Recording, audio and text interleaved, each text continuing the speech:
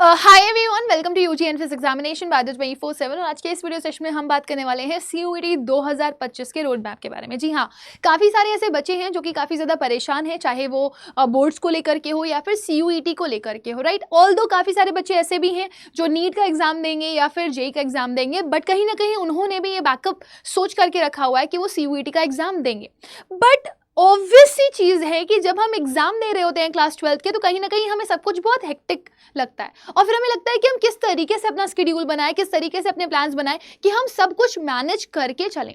तो मैं यहाँ पर बहुत ही डिटेल में आपको काफ़ी सारी चीज़ें एक्सप्लेन करने वाली हूँ। आई वांट यू ऑल कि आप इस वीडियो को एंड तक जरूर देखें ताकि आपको बेनिफिट हो और आप जितने भी बच्चे हो वो इस स्ट्रैटेजी के ऊपर काम जरूर करना। So let me just start with the very first thing, and that is very very important as well, and that is कि अगर आप चाहते हैं 90% से 100% स्कोर करना, अगर आप चाहते हैं अपनी डिजायर्ड यूनिवर्सिटीज में जाना, देखो हमारा सपना टॉप यूनिवर्सिटीज में ही जाने का नहीं होता।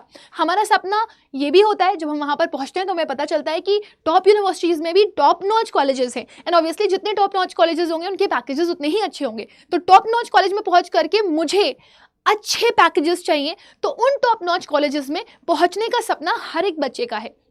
तो इस सपने के लिए क्या करना पड़ेगा, ये बहुत इंपॉर्टेंट है।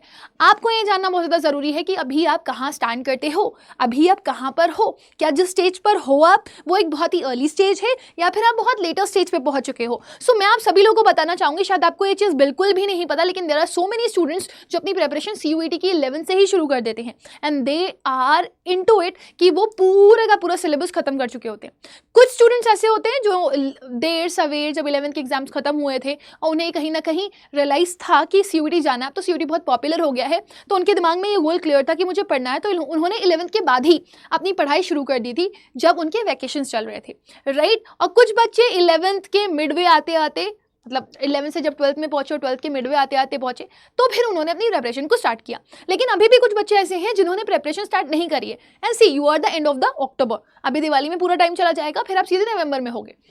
नवंबर से फरवरी कब आता है और फरवरी से मई कब आ जाता है हमें पता ही नहीं चलता। क्यों? क्योंकि फरवरी में आपके एग्जाम्स होंगे बोर्ड्स के, और उसके बाद फिर मई में आपका सीयूईटी का एग्जाम हो जाएगा। तो क्या मार्च अप्रैल में आप अपनी पूरी प्रिपरेशन कर लोगे? जी नहीं। सीयूईटी का सिलेबस बहुत वास्ट है, और अगर इतना वास्ट सिलेबस है आपका, तो आपका कितना डीप इनटू पढ़ना है। कितने सारे ऐसे बच्चे हैं जो सोचो आपसे बहुत पहले स्टार्ट कर चुके हैं, तो आपको उनसे कम्पीट करना है, और कोई छोटे मोटे क्लास के बच्चे नहीं है ये जो 30-40 बच्चे हैं जिनसे आपको कम्पीट करना है। यहाँ पे lakhs and lakhs of students बैठने वाले हैं।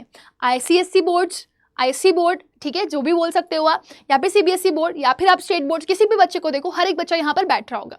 हर एक बच्चे के स्कूल की पढ़ाई का जो वे होता है वो अलग होता है। कुछ जगह पर बहुत अच्छे से पढ़ाई करवाई जाती है, कुछ जगह पर नहीं, कुछ जगह पर बहुत लीनियंट चेकिंग होती है, कुछ जगह पर नहीं। तो सीयूईटी आपके पास एक कॉमन प्लेटफॉर्म है जहां पर आप बिल्कुल फ्रेश स्टार्ट करके, भले ही आपके स्कूल में कैसा पढ़ाया जाता है, भले ही आपके एग्जाम्स में कितने मार्क्स आते थे 11th-12th में, मैटर नहीं करता, आप अपना टैलेंट शोकेस कर सकते हो, आप अपनी नॉलेज स्किल्स को बढ़ा सकते हो, और आप सीयूईटी में 100% स्कोर कर सकते हो। तो अगर किसी बच्चे ने जिसने पहले ही अपनी प्रेपरेशन स्टार्ट कर दी थी, अगर उसकी मैं बात करूं तो वो बहुत अच्छी बेस पर चल रहा है, लेकिन उसको भी कुछ चीज़ों पर वर्क करना ज़रूरी है। जो बच्चा हाफ वे में है, आधा सिलेबस कंप्लीट कर चुका है, तो वो अब क्या करे जिससे वो पिछला भूले ना और आगे वाली चीज़ों को बहुत ही परफेक्टली पढ़े, उसके भी बारे में मैं बताऊंगी।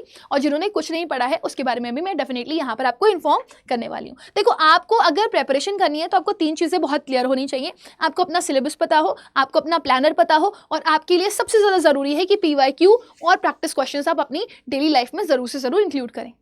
तो आप पीवाईक्यूज और प्रैक्टिस तभी अपने सिस्टम में इंक्लूड कर पाओगे, अपने प्लानर में इंक्लूड कर पाओगे, जब आपके पास एक प्लानर होगा। आपने क्या करना है, जैसे मैं कभी कभी बच्चों से बात करती हूँ, जैसे मैम मैंने ये पढ़ लिया, वो पढ़ लिया, वो पढ़ लिया, तो मैंने बोला क्या बनाया था शेड्यूल, तो बोलते नहीं मैं तो बिना शेड्यूल के पढ़ता हूँ, मेरा जब जो मन करता है मैं वो मैं पढ़ लेता हूँ। सबसे अच्छा बच्चा वही है जो एक प्रॉपर शेड्यूल के साथ पढ़ रहा है, टू द पॉइंट पढ़ रहा है और स्पेसिफिक चीज़ों को पढ़ रहा है, हर दिन का उनका शेड्यूल रेडी है, ठीक है। और सबसे बड़ी चीज़ ये, आप 11 से प्रिपरेशन कर रहे हो, आप 9 से प्रिपरेशन कर रहे हो, आप 10 से प्रिपरेशन कर रहे हो, मैटर नहीं करता। आपको अपना सिलेबस ही नहीं पता है तो क्या फ़ायदा। आप कौन सी यूनिवर्सिटी में जा रहे हो, कौन से कोर्स के लिए जा रहे हो, वहाँ पर कौन कौन से सब्जेक्ट कॉम्बिनेशन की रिक्वायरमेंट है, वो आपको बहुत अच्छे से पता होना चाहिए, क्योंकि तभी आप अपना प्लानर बना पाओगे और तभी आप उसके हिसाब से पढ़ाई कर पाओगे ना।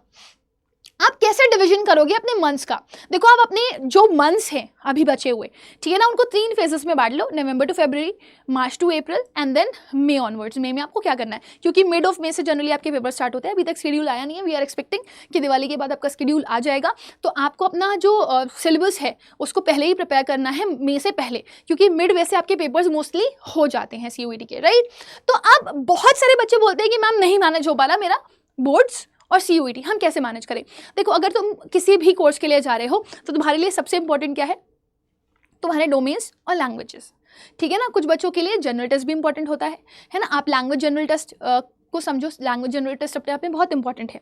तो अगर आपके किसी भी कोर्स में लैंग्वेज जनरल टेस्ट इंक्लूड हो रहा है तो लैंग्वेज बिल्कुल अलग है आपके 12th से, है ना। लिटरेचर नहीं आती, ग्रामर का बहुत कोर पार्ट पूछा जाता है, रीडिंग कॉम्प्रीहेंशंस आते हैं जिन्हें आप अनसीन पैसेजेस बोलते हो, रीअरेंजमेंट्स आते हैं, विकैबुलरी आती है, और विकैबुलरी में भी homonyms, homophones, foreign words, there are so many things, ठीक है। जनरल टेस्ट में आप आते हो, आपका करंट अफेयर्स आता है, ठीक है, जनरल नॉलेज के क्वेश्चन सबसे पूछे जाते हैं, रीजनिंग पूछी जाती है, क्वांट्स पूछा जाता है। स्पेशली जो ह्यूमैनिटीज के बच्चे होते हैं उनके लिए बहुत ही डिफिकल्ट हो जाता है, क्योंकि उन्होंने मैथ्स कब की छोड़ी हुई है, कॉमर्स वालों ने मैथ्स कब की छोड़ी हुई है। थोड़ा बहुत कॉमर्स वालों को तो फिर भी टच होता है, लेकिन ह्यूमैनिटीज वालों का नहीं होता है। तो अगर आपके किसी भी कोर्स के लिए लैंग्वेज इंपॉर्टेंट है तो आपको इसकी प्रिपरेशन स्टार्टिंग से ही करके चलनी पड़ेगी। मान के चलो आपको मैक्सिमम टू मैक्सिमम अपने दिन के कितने घंटे देने हैं? 5 घंटे।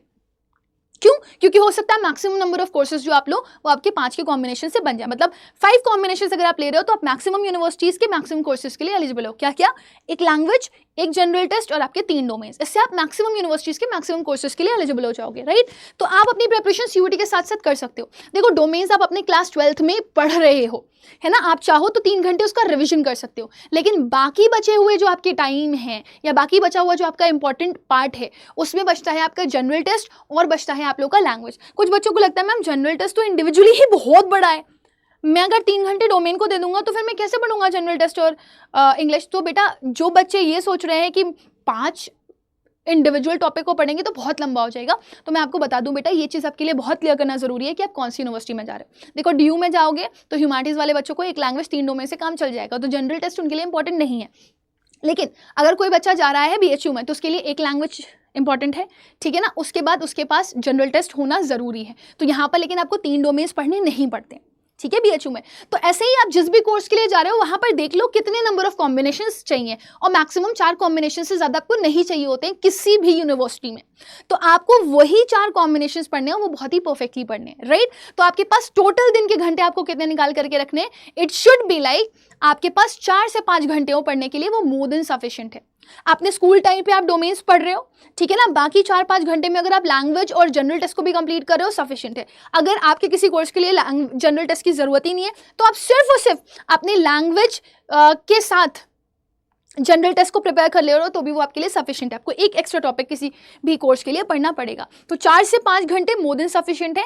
आप अपने स्कूल के साथ साथ जो ड्रॉपर्स हैं उनके पास तो सुबह से लेकर के शाम तक टाइम ही टाइम है। हाँ, हो सकता है कुछ बच्चे ग्रेजुएशन में फर्स्ट ईयर में एडमिशन ले चुके हो तो वो सफ़र कर सकते हैं यहाँ पर, क्योंकि उनकी टाइमिंग्स बहुत ज़्यादा होती हैं। लेकिन आप कोशिश करो बेटा कि आप जो ड्रॉपर्स हो उन्होंने पिछले साल भी तो पढ़ रखा ही था ना, तो क्योंकि आपने पिछले साल पढ़ रखा था तो ये पूरा टाइम अपना लास्ट एग्जाम मतलब आप वापस आने के बाद अपने कॉलेज के 2 से 3 घंटे निकालो जिसमें सिर्फ आप रिवीजन कर रहे हो, ठीक है। लेकिन जो बच्चा 12th वाला है उसको 4 से 5 घंटे अपने देने हैं, बस ये समझ लो यही साल है और इसी साल में आपको सब कुछ कर लेना है, राइट। तो 4 to 5 आवर्स परफेक्ट है। फेज 1 आपका बनना चाहिए नवंबर टू फरवरी तक का, आपको एक शेड्यूल बनाना है, ठीक है ना, जिसमें आपको 2 सेक्शंस समझने ज़रूरी है। अपना डेली स्टडी प्लान बनाओ और फोकस बैलेंस होना चाहिए आपका। ऐसा नहीं है एक सब्जेक्ट को 4 घंटे दे रहे हो, एक सब्जेक्ट को 1 ही घंटा दे रहे हो, क्योंकि आपका जो मार्क्स बनेगा वो ओवरऑल सारे सब्जेक्ट्स के हिसाब से बनेगा। तो डेडिकेट करना है आपको स्पेसिफिक आवर्स हर एक सब्जेक्ट के लिए। और सबसे बड़ी चीज़ ये है कि आपको अपनी वीकनेस और स्ट्रेंथ का पता होना चाहिए। अगर किसी बच्चे का इंग्लिश वीक है तो इंग्लिश को ज़्यादा टाइम दो, अगर किसी बच्चे का जनरल टेस्ट वीक है तो वो उसको ज़्यादा टाइम दो, अगर किसी बच्चे के डोमेन्स बहुत खराब है, जैसे कुछ बच्चों की इंग्लिश बहुत अच्छी होती है, जनरल टेस्ट अच्छे से कर लेते हैं वो, लेकिन डोमेन्स खराब होते हैं, तो अब उसको ज़्यादा टाइम दो। तो नो योर एफिशिएंसी, अपने पैटर्न को समझो और उसके हिसाब से अपना सिलेबस डिवाइड करो। देन आता है फिर आपका next point, gather study materials. बच्चों को लगता है एनसीईआरटी पढ़ लेंगे हो जाएगा, नहीं, एनसीईआरटी पढ़ लोगे डोमेन्स हो जाएंगे, लेकिन लैंग्वेज जीटी कहाँ से होगा, और एनसीईआरटी में भी कितना पढ़ना है, कहाँ से क्वेश्चंस बनेंगे, ये क्लियर नहीं होता। तो बुक्स एंड रिसोर्सेज आपके बहुत क्लियर होने चाहिए। एनसीईआरटी तो ऑब्वियसली डोमेन्स के लिए आपके पास होनी चाहिए। इसके साथ साथ आपके पास एक लैंग्वेज की प्रॉपर बुक होनी चाहिए जिसमें कंप्लीट सीयूईटी का जो सिलेबस है वो पूरा मेंशन हो, इंडेक्स चेक कर लेना। जनरल टेस्ट की आपके पास सारी किताब होनी चाहिए जिससे आप पढ़ोगे, क्योंकि आप सोचो, आपको अगर एक टीचर पढ़ा भी देगा यूट्यूब पे या किसी भी सोशल मीडिया पे पढ़ने के लिए आपको मिल जा रहा है, कंटेंट मिल जा रहा है भर भर के, लेकिन आप क्वेश्चंस कैसे प्रैक्टिस करोगे? जब तक आप अलग अलग लेवल के क्वेश्चंस प्रैक्टिस नहीं करोगे ना, आपको माइन्यूट डिफरेंसेस पता नहीं चलेंगे। तो आपके लिए बहुत ज़रूरी है बुक्स, सोर्सेज इंपॉर्टेंट है। देन आता है आपका मॉक टेस्ट। मॉक टेस्ट आपको हेल्प करता है आपकी स्पीड और एक्यूरेसी मेंटेन करने में। तो कोई बच्चा सिर्फ प्रैक्टिस क्वेश्चंस करके गया है, पढ़ करके गया है, मॉक टेस्ट दे करके नहीं गया, I am pretty sure about this, वो पता नहीं दसियों हजार बच्चों से पीछे होगा, क्योंकि उसे मैनेजमेंट ही नहीं आता। मैनेजमेंट आता भी है, जल्दी जल्दी पेपर करने में लग गया, सिली मिस्टेक करके क्वेश्चन रॉन्ग कर दिया। तो आप बेटा कंपटीशन वर्ल्ड में एंटर कर रहे हो, आपको ना फोकस चाहिए, आपको टाइम मैनेजमेंट चाहिए, आपको स्ट्रेस मैनेजमेंट चाहिए, और ये सब चीज़ें जब आप बैलेंस कर पाते हो तभी आप केपेबल बनते हो एक कंपटीशन में एंटर करने के लिए। फिर थर्ड चीज़ आती है आपकी जो बहुत इंपॉर्टेंट है, नवंबर से फरवरी में आपने स्टडी मटेरियल गैदर करने के अलावा जो काम करना है वो भी आपके लिए बहुत ज़्यादा ज़रूरी है। Now what's that? I think I have missed it. तो ये थोड़ा सा रिपीटेड स्लाइड हो गया, लेकिन मैं आपको बता देती हूँ। देर आर टू थिंग्स जो कि बहुत ही स्पेसिफिकली आपको फोकस करनी है स्टडी मटेरियल के अलावा, कि आप अपने टाइमिंग्स को बहुत सॉर्टेड रखो। आपको किस टाइम पे प्रैक्टिस करनी है, किस टाइम पर आपको अपना टेस्ट देना है, किस टाइम पर आपको पढ़ना है, वो बहुत क्लियर होना चाहिए, और जितना ये क्लियर होगा उतना ही अच्छा आप अपने एग्जाम में स्कोर कर पाओगे। नेक्स्ट आता है आपका फेज 2 जो कि शुरू होता है मार्च से अप्रैल में। इसमें revision revision revision, practice practice practice, जितना कर सकते हो करो। रेगुलर प्रैक्टिस इन मंथ्स में चाहिए, कोशिश करना मंथ फेब तक आप अपना सिलेबस कंप्लीट कर चुके हो, ठीक है। जब आप मार्च अप्रैल में होगे तो आप हर एक चैप्टर के एक एक क्वेश्चन को प्रैक्टिस करोगे, क्योंकि बिलीव मी, जब आप चैप्टर पढ़ते हो, जब आप क्वेश्चंस करते हो ना, तो आप रूल्स वगैरह अप्लाई नहीं कर पाते हो। जो अपने फॉर्मूलाज पढ़े होते हैं वो आप अप्लाई नहीं कर पाते हो क्वेश्चन में, तो प्रॉब्लम आती है। प्रैक्टिस क्वेश्चन करना जरूरी है, आपको सॉल्व करने हैं वैरायटी ऑफ क्वेश्चन रेगुलरली, और उसके अलावा आपको टाइमली मॉक टेस्ट भी देने हैं, ठीक है। टाइमली मॉक टेस्ट देना है आपको विद एनालिसिस। कोई क्वेश्चन रॉन्ग है, क्यों रॉन्ग है, सही है तो क्यों सही है, आता था या तुक्का मारा था, गलत है तो क्यों गलत हुआ, सिली मिस्टेक किया या आता ही नहीं था, तो आपको अपने स्ट्रेंथ और वीकनेसेस का पता चल जाएगा। तो जब ये काम हो गया कि अपनी स्ट्रेंथ और वीकनेसेस का पता चल गया, तो फिर आपने रिवीजन स्ट्रैटेजीज बनानी है। तो वीकली रिवीजन करो, मंडे से आप सैटरडे तक पढ़ो, संडे रिवीजन का टाइम है ना। फिर उसके बाद आप फ्लैश कार्ड्स का यूज़ कर सकते हो विकैबुलरी के लिए, फॉर्मूलाज के लिए, ठीक है ना, रिएक्शंस के लिए, केमिकल रिएक्शंस के लिए, डेट्स के लिए, ह्यूमैनिटीज़ में, कॉमर्स में आते हो ना आप, कुछ चार्ट्स बनते हैं आपके, उनके लिए आप फ्लैश कार्ड्स यूज़ कर सकते हो जो आपको हेल्प करेंगे। फ्लैश कार्ड्स आप खुद भी बना सकते हो, है ना, चिट शीट्स आती हैं वो आप खरीद सकते हो, उससे फ्लैश कार्ड्स बना सकते हो। तो वीकली रिवीजन करते रहो, रिव्यू करते रहो कि आप भूले तो नहीं हो कुछ, क्योंकि अगर आप वीकली रिव्यू नहीं कर रहे हो अपने आप को तो भूल जाओगे। फ्लैश कार्ड्स ऑब्वियसली आपको जल्दी कुछ रिकॉल करने में मदद करते हैं। मैं क्लासेस में ट्रिक्स तो बताती रहती हूँ आपको, आप उनको रेगुलर बेसिस पर फॉलो ज़रूर किया करो। Next, focus on your weak areas. जब आप मॉक टेस्ट दोगे, आप रिवीजन करोगे, तो आपको पता चलेगा क्या चीज़ आपकी सबसे कमज़ोर है। जब तक आपको ये नहीं पता कि आपकी सबसे ख़राब चीज़ क्या है, तो आप काम कैसे करोगे उस पर? समझ में आ रहा है ना। अगर आपको किसी अपनी नेगेटिव चीज़ को इंप्रूव करना है तो सबसे पहले आपको यही काम करना है कि अपने वीक एरियाज पे वर्क करो।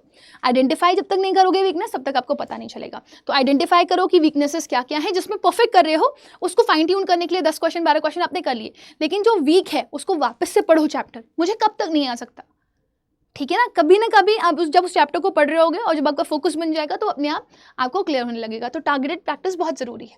मॉक टेस्ट को एनालाइज करो, अपने रिजल्ट को एनालाइज करो और इम्प्रूवमेंट की कोशिश करो अगली बार। देन एक्स्ट्रा टाइम डिवोट करो उन टॉपिक्स को जो कि आपको नहीं आते हैं, राइट। अब आता है मई का महीना। मई में आपको सिर्फ छोटे छोटे से काम करने, स्टे अपडेटेड।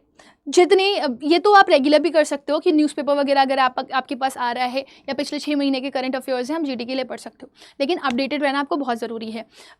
जैसे बहुत सारे बच्चे पढ़ाई कर रहे होते हैं, उनको पता ही नहीं चलता है कब फॉर्म आया कब निकल गया, है ना, कब कौन सा प्रोसेस आना था, होना था, निकल गया।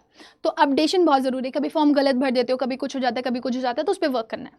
दूसरा, आप अड्डा के चैनल से ही कनेक्टेड रहो, आपको मैक्सिमम इन्फॉर्मेशन मिलती रहेगी, आपको किसी भी तरह की कोई भी प्रॉब्लम नहीं होगी। टीचर से कनेक्टेड रहो, अपडेट रहने के लिए। You can have my mail ID rebecca.aga@24/7.com, RUBAIKA rebecca.aga@24/7.com, ठीक है। दूसरा, हेल्दी रूटीन बनाओ। जैसे कुछ बच्चे बोलते हैं मैम मैं एक स्ट्रेच में पढ़ता गया है ना, मेरी तबीयत खराब हो गई, मैं हॉस्पिटलाइज हो गया, वो नहीं करना है। Health is wealth. हाँ, तो अपनी शेड्यूल जो भी बना रहे हो उसमें बीच बीच में 15 मिनट 10 मिनट के गैप जरूर देते रहो, खाते रहो, हेल्दी खाना खाओ, फ्रूट्स खाओ, ठीक है ना। पानी रेगुलर बेसिस पे पियो, क्योंकि पानी लॉन्ग टाइम तक अगर आप नहीं पीते हो तो आपको हेडेक होने लगता है, ठीक है, होता है, इट हैपेंस। और कोई भी चीज़ अगर आप एक्स्ट्रा कर रहे हो, बोलते ना किसी भी चीज़ की ज़ाती खराब होती है, तो आपको वो नहीं करना है। तो अपनी फिजिकल हेल्थ और मेंटल हेल्थ का खास ख्याल रखिए, बहुत इंपॉर्टेंट है।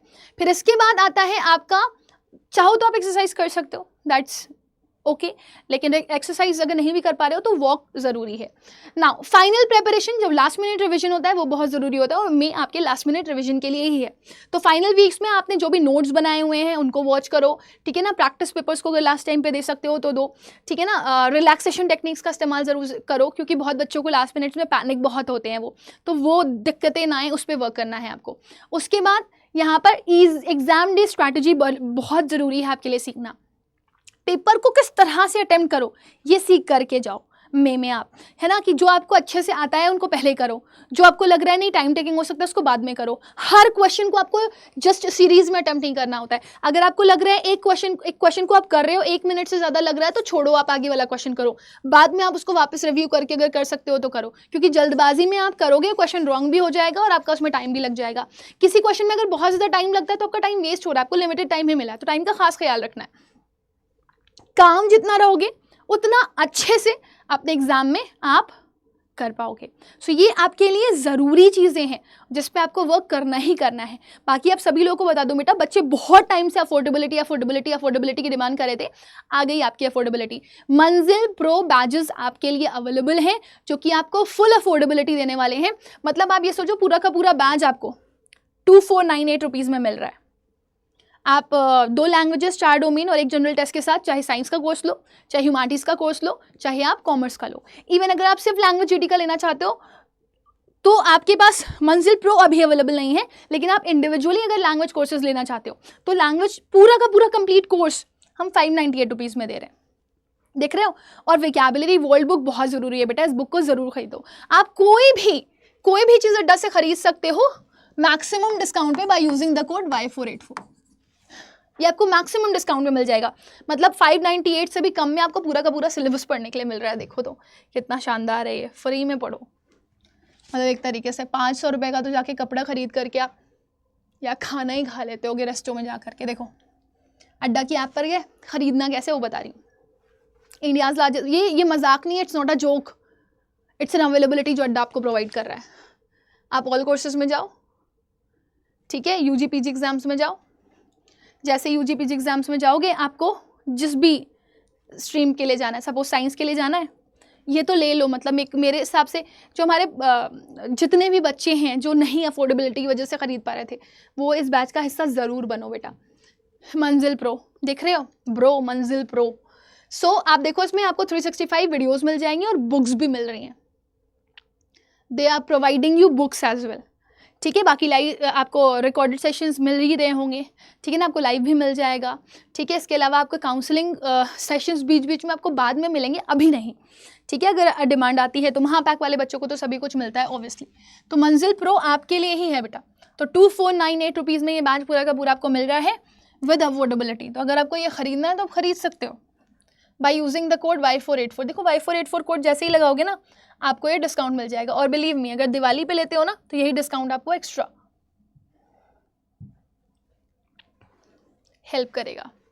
तो जिन भी बच्चों को लग रहा है कि उन्हें बहुत अफोर्डेबल रेट्स में बैच चाहिए था, so this is the opportunity, ठीक है ना। आपका ऑलमोस्ट दिवाली में भी अगर आप जाओगे तो थोड़ा बहुत आपको डिफरेंसेस दिखेगा, 5-10 रुपये का, बहुत ज़्यादा नहीं। लेकिन हाँ, ये अगर आप अभी से लोगे तो आप बहुत अच्छे से अपनी सारी की सारी प्रेपरेशन कर पाओगे, राइट। सिमिलरली अगर आपको सिर्फ इंडिविजुअल बैच चाहिए इंग्लिश का या हिंदी का तो वो भी अवेलेबल है। मतलब जो बच्चे इंग्लिश के लिए बहुत परेशान थे वो तो ये ले ही लो, मतलब this is something which you must have, आपके पास ये होना ही होना चाहिए। यूजी में गए आप, लैंग्वेज जीटी में जाओ, जैसे ही लैंग्वेज जीटी में जाओगे आपको इंडिविजुअल बैच मिल जाएगा, देखो मंजिल प्रो दिख रहा है। और ये आपका बैच जल्द ही शुरू हो जाएगा आपके लिए, आपके पास ये 8 मंथ के लिए वैलिड है। 598 रुपीज़ इसकी कॉस्ट है। कोड यूज़ करोगे Y484, मैक्सिमम डिस्काउंट के साथ ही आपको मिल जाएगा Y484, कोई नहीं देता इतने में। बाय नाउ पे जाओ, Y484 कोड यूज़ करो and you will be getting discount, ठीक है। 484 574 रुपीज़ में आपको ये पूरा बैच मिल जाएगा, ठीक है। सेम कोड आप यूज़ कर सकते हो विकैबुलरी वर्ल्ड बुक के लिए भी। आपको विकैबुलरी वर्ल्ड बुक भी सस्ते में मिल जाएगी, 315 के आसपास मिल जाएगी अगर आप ये कोड यूज़ कर लोगे तो। सो आई होप कि आपके लिए काफ़ी ज़्यादा बेनिफिशियल रहा होगा। इसी के साथ हम सेशन को एंड करेंगे, मिलेंगे अगले सेशन में। तब तक के लिए bye bye, take care, God bless you all.